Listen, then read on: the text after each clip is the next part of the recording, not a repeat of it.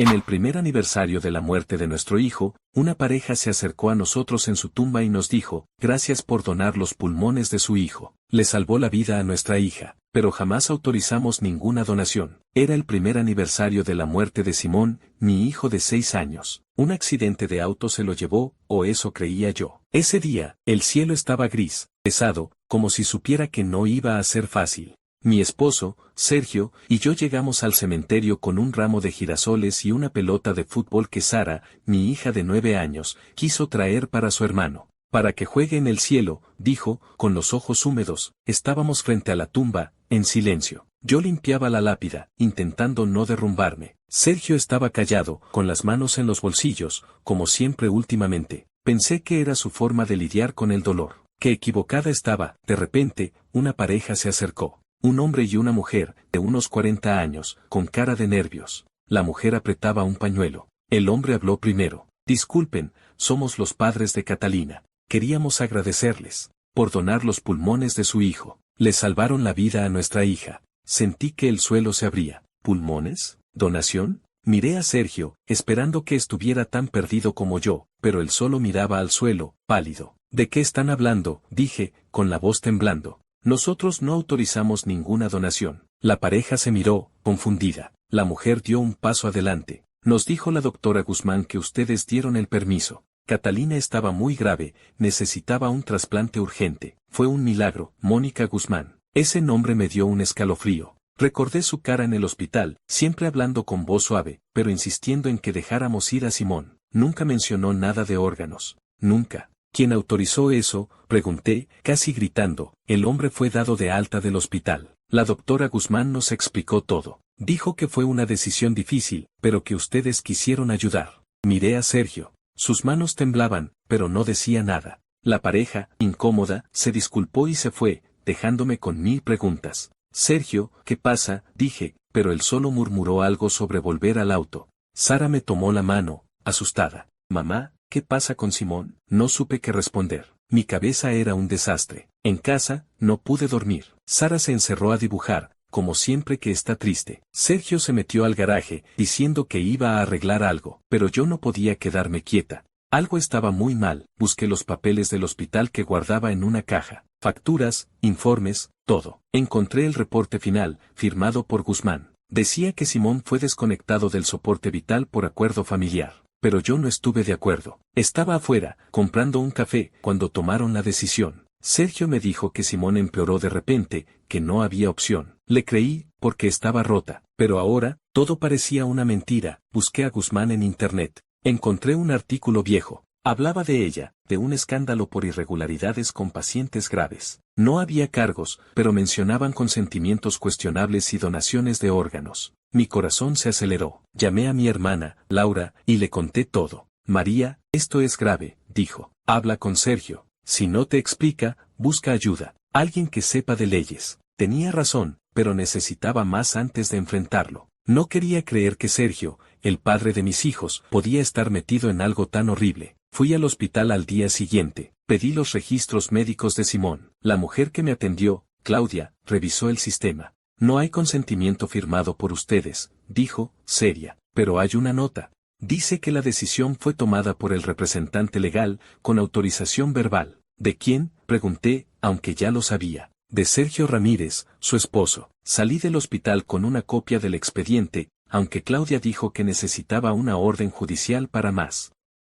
En el auto, apreté el volante hasta que me dolieron las manos. Iba a descubrir la verdad, aunque me matara. Cuando llegué a casa, Sergio no estaba. Sara jugaba en su cuarto, dibujando, como siempre que necesitaba escapar del mundo. Intenté parecer normal por ella, pero mi cabeza era un torbellino. El expediente estaba sobre la mesa, un montón de papeles que parecían gritarme que algo estaba mal. Me senté y empecé a leer, línea por línea. Había términos médicos que no entendía, pero una cosa estaba clara, no había ningún formulario de consentimiento para la donación de órganos. Solo esa nota sobre la autorización verbal de Sergio.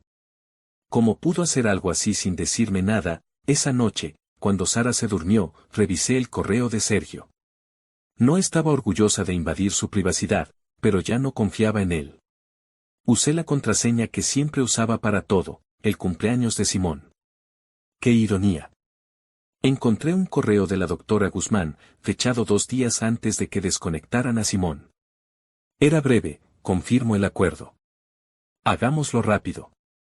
No quiero complicaciones con ella. Mi estómago se revolvió. ¿Ella? Esa era yo. Sergio me había escondido todo. Había otro correo, de un tal Consultoría Médica del Norte. Hablaba de un pago de $75,000 por servicios prestados. El depósito coincidía con la fecha que había visto en el banco. No era ninguna consultoría. Era un pago por los órganos de mi hijo. Sentí náuseas, pero seguí buscando. Encontré un recibo digital de una compra grande, un bote. Sergio lo había comprado meses después de la muerte de Simón, diciendo que era para salir del estrés. Yo, hundida en mi duelo, no pregunté nada. Ahora lo veía claro. Ese dinero era sangre. Llamé a Laura. Vino a casa en menos de 1 hora, con una libreta y una mirada decidida. María, esto es más grande de lo que pensábamos, dijo mientras leía los correos que imprimí. No solo es Sergio. Guzmán está metida en esto, y probablemente no están solos. Necesitamos pruebas sólidas y alguien que nos ayude. Tenía razón. No podía enfrentarme a esto sola. Laura conocía a un abogado, Diego, que trabajaba en casos de negligencia médica. Lo llamamos esa misma noche. Le conté todo, el cementerio, la pareja, los papeles del hospital, los correos. Diego escuchó en silencio, tomando notas. Esto suena a algo más que un error, dijo. Podría ser tráfico de órganos. Pero necesitamos más evidencia. Estados de cuenta, comunicaciones, testigos. Y tenemos que movernos rápido, antes de que intenten cubrir sus huellas. Al día siguiente, fui al banco. Pedí todos los registros de nuestra cuenta conjunta desde el accidente. La empleada me miró con pena, pero me dio lo que necesitaba. Ahí estaba el depósito de $75,000 y también transferencias pequeñas a una cuenta que no reconocía. Anoté cada detalle. Luego revisé el teléfono de Sergio, que había dejado en casa. Encontré mensajes de texto con Guzmán. Uno decía, el pago está hecho. Mantén esto entre nosotros. Otro de ella, no te preocupes, nadie va a preguntar. Es un caso cerrado. Cada palabra era un cuchillo. Sergio no solo me había mentido, había vendido a nuestro hijo. Pero no podía derrumbarme. Sara dependía de mí. Ella no entendía por qué su papá estaba raro, por qué yo estaba tan callada. Una noche, mientras cenábamos, me preguntó, «Mamá, ¿Simón está enojado con nosotros?» Me partió el alma. Le dije que no, que Simón siempre nos iba a querer, pero que a veces los adultos hacían cosas difíciles de explicar. No era suficiente, pero era lo mejor que podía hacer. Decidí seguir a Sergio. Sabía que sonaba loco, pero necesitaba saber qué hacía, con quién hablaba. Una mañana, lo vi salir temprano. Tomé el auto y lo seguí a distancia.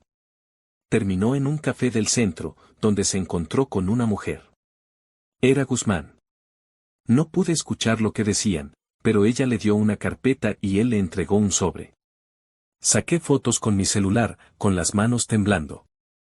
Cuando volví a casa, amplié las imágenes. La carpeta tenía el logo del hospital. Diego me dijo que las fotos no eran suficientes, pero eran un comienzo. Sugirió buscar a otras familias que hubieran tratado con Guzmán. Si esto era un esquema, no éramos los únicos. Pasé días en internet, buscando foros, grupos de apoyo, cualquier cosa. Encontré un grupo de padres que habían perdido hijos en el mismo hospital. Algunos mencionaban a Guzmán, diciendo que los presionó para tomar decisiones difíciles. Una mujer, Ana, escribió que su hija murió después de que Guzmán insistiera en desconectarla, aunque mostraba signos de mejoría. Sonaba demasiado familiar. Contacté a Ana por mensaje privado. Al principio, no quiso hablar, pero cuando le conté lo de Simón, aceptó reunirse. Nos encontramos en un parque, lejos de miradas curiosas. Ana era una mujer agotada, con ojeras profundas. Me contó que su hija, Lucía, tenía 10 años cuando un accidente la dejó en coma. Guzmán les dijo que no había esperanza, que debían dejarla ir. Ana y su esposo firmaron los papeles, pero después descubrieron que los órganos de Lucía fueron donados sin su consentimiento claro. No tenían pruebas, pero sospechaban que algo no estaba bien. Éramos vulnerables, dijo Ana, con la voz rota. Nos presionaron tanto que no pensamos con claridad. Y después, nos enteramos de que otros padres pasaron por lo mismo. Me dio el contacto de un grupo de familias que estaban investigando a Guzmán. Eran 14, todas con historias parecidas. Algunas habían recibido pagos sospechosos, otras simplemente fueron ignoradas cuando pidieron explicaciones. Me uní al grupo. Nos reuníamos en secreto, en la casa de una de las madres, Carla. Cada historia era un golpe. Niños que podrían haber sobrevivido, familias manipuladas, pagos ocultos. Carla tenía un expediente grueso, recortes de noticias, correos, registros médicos. Guzmán había sido investigada antes, pero siempre salía limpia. Alguien la protegía, o tenía mucho cuidado. Diego nos ayudó a organizar la información. Dijo que necesitábamos un caso sólido para ir a la fiscalía. No basta con sospechas, explicó. Necesitamos demostrar que hubo un esquema, que Guzmán y otros se beneficiaron. Sugirió contratar a un investigador privado para rastrear las finanzas de Guzmán y Sergio. No tenía mucho dinero, pero Laura y los otros padres juntaron fondos. Contratamos a un tipo llamado Raúl, un ex policía que no hacía preguntas si el caso era justo. Raúl trabajó rápido. En una semana, tenía información. Guzmán recibía pagos regulares de una empresa fantasma, la misma que le pagó a Sergio. También encontró que el hospital tenía un historial de donaciones sospechosas, todas aprobadas por Guzmán. Pero lo más impactante fue un informe médico que Raúl consiguió de un contacto interno. Decía que Simón mostraba signos de recuperación antes de ser desconectado. Actividad cerebral, reflejos. No estaba muerto. Podría haber vivido. Lloré por horas después de leer eso. Sergio no solo había mentido, había dejado que mataran a nuestro hijo por dinero. Me sentía sucia, rota, pero también furiosa. Quería gritar, romper todo, pero no podía. Tenía que seguir, por Sara, por Simón, por las otras familias. Confronté a Sergio cuando volvió a casa, 3 días después de desaparecer. Estaba demacrado, con ojeras. Dime la verdad, le dije, con los papeles en la mano. Sé lo del dinero. Sé lo de Guzmán. Sé que Simón no tenía que morir. Por primera vez, no esquivó la pregunta. Se derrumbó en el sofá, con la cabeza entre las manos. No quería que sufriera, murmuró. Guzmán dijo que no había esperanza, que era lo mejor. Me ofreció el dinero, pensé que nos ayudaría, que empezaríamos de nuevo. Empezar de nuevo, grité. ¿Con la vida de nuestro hijo? ¿Cómo pudiste? No dijo nada más. Solo lloró, pero no sentí lástima. Solo rabia. Esa noche, lo eché de la casa. No podía mirarlo sin imaginar a Simón en esa cama de hospital, luchando por vivir. Llamé a Diego y le dije que quería ir hasta el final. Iba a exponer a Guzmán, a Sergio, a todos los que estuvieran involucrados. Pero también sabía que no sería fácil. Guzmán tenía conexiones, y el hospital no iba a admitir nada sin pelear. En el grupo, empezamos a planear. Carla encontró a un periodista dispuesto a investigar, pero necesitaba pruebas concretas. Raúl seguía rastreando el dinero, y Diego trabajaba en una demanda colectiva. Mientras tanto, yo intentaba mantener a Sara a salvo. Ella sabía que algo pasaba, pero no le conté todo. No podía. En cambio, pasábamos tardes dibujando juntas, recordando a Simón. Esos momentos me daban fuerza, pero también me recordaban lo que habíamos perdido. Sabía que la verdad estaba cerca, pero también que el camino iba a ser duro. Guzmán no iba a caer fácilmente, y Sergio no sabía si quería verlo en la cárcel o simplemente desaparecer. Pero no iba a parar. Por Simón, por Sara, por todas las familias. Esto no terminaba aquí. Los días siguientes fueron una carrera contra el tiempo.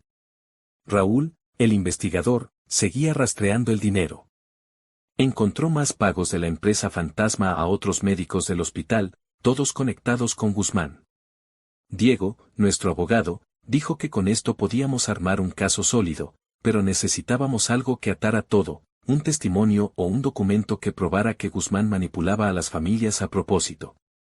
El periodista, Esteban, estaba listo para publicar, pero nos advirtió, si vamos a acusar a una doctora y a un hospital, tiene que ser irrebatible. Si no, nos destrozan. En el grupo de familias, la energía era una mezcla de rabia y esperanza. Cada reunión era como un rompecabezas que armábamos juntos. Carla trajo un nuevo dato, un ex empleado del hospital, un enfermero llamado Javier, que había renunciado después de la muerte de Simón. Decía que lo despidieron porque empezó a hacer preguntas sobre los protocolos de donación. Lo contactamos. Al principio, no quería hablar, pero cuando le contamos que éramos 14 familias, accedió a vernos, nos reunimos en un bar fuera de la ciudad. Javier era un hombre nervioso, miraba por encima del hombro cada 2 minutos. Nos contó que Guzmán tenía un sistema. Elegía familias vulnerables, en shock por la pérdida o el estado crítico de sus hijos. Los presionaba con palabras suaves, diciendo que no había esperanza, que lo mejor era dejar ir. Luego, falsificaba consentimientos o usaba autorizaciones verbales, como con Sergio. No era la única, dijo Javier. Había un administrador en el hospital, un tal Morales, que manejaba los pagos. Todo iba a cuentas en el extranjero. Javier tenía pruebas, copias de correos entre Guzmán y Morales, y un registro de trasplantes que no coincidían con los consentimientos oficiales. Nos las dio, pero nos advirtió, si esto sale a la luz, van a venir por mí. Y por ustedes. Le prometimos protegerlo. Diego tomó los documentos y dijo que con esto podíamos ir a la fiscalía, mientras tanto, Sergio seguía sin aparecer. Había dejado el bote en un muelle y se había ido de la ciudad, según un vecino. No me importaba dónde estuviera. Solo quería justicia. Pero Sara lo extrañaba. Una noche, mientras la arropaba, me preguntó, ¿papá ya no nos quiere? Le dije que papá estaba perdido, pero que ella y yo siempre íbamos a estar juntas. Fue lo único que se me ocurrió. No podía contarle la verdad, no todavía. Con las pruebas de Javier, Diego presentó una denuncia formal. La fiscalía abrió una investigación, pero nos advirtieron que sería lento. Guzmán tenía contactos, y el hospital estaba cubriendo sus huellas. Raúl, sin embargo, encontró algo más, una cuenta bancaria a nombre de Morales con depósitos regulares desde la misma empresa fantasma. Uno de esos depósitos coincidía con el día que desconectaron a Simón. Era la pieza que faltaba. Esteban, el periodista, publicó el artículo una semana después. No mencionó nombres directamente, pero dio suficientes detalles para que la gente empezara a hablar. Las redes sociales explotaron. Otros hospitales comenzaron a revisar sus propios registros de trasplantes.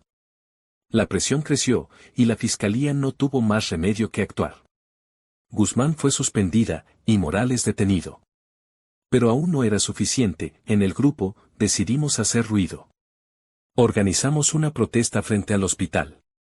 Éramos unas 30 personas, incluidas las familias, amigos y algunos curiosos que se unieron tras leer el artículo. Llevábamos fotos de nuestros hijos, carteles que decían justicia para Simón, Lucía y los demás.